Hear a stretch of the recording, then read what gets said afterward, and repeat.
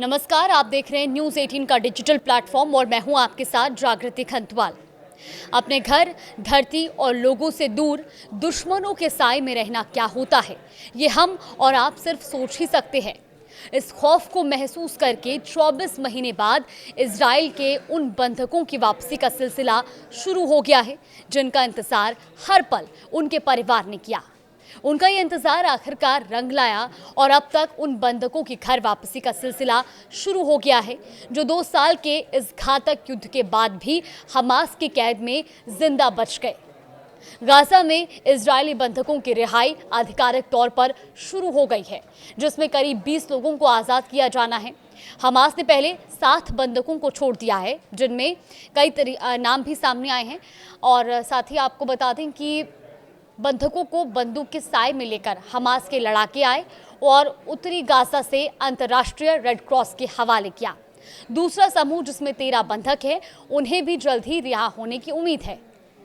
Israel ने पुष्टि की है कि ये रिहाई हमास और इजराइल के बीच अमेरिकी समर्थन वाले युद्ध विराम समझौते में एक महत्वपूर्ण कदम है।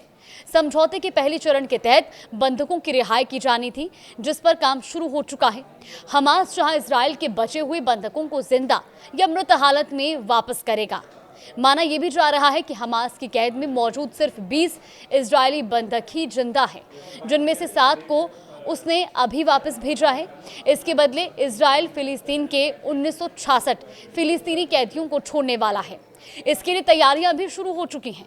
आपको ये भी बता दें कि इजराइल के नोवा म्यूजिक फेस्टिवल पर 7 अक्टूबर 2023 की सुबह हमास के लड़ाकों ने एक भीषण हमला किया, जो इजराइल के इतिहास पर एक काला धब्बा बन गया। इस दौरान हजारों यहूदियों के नरसंहार के अलावा हमास अपने साथ 251 लोगों को किडनैप करके भी ले गया था। इसके बदले इजराइल ने गाजा पट्टी पर बम बरसाने शुरू कर दिए थे।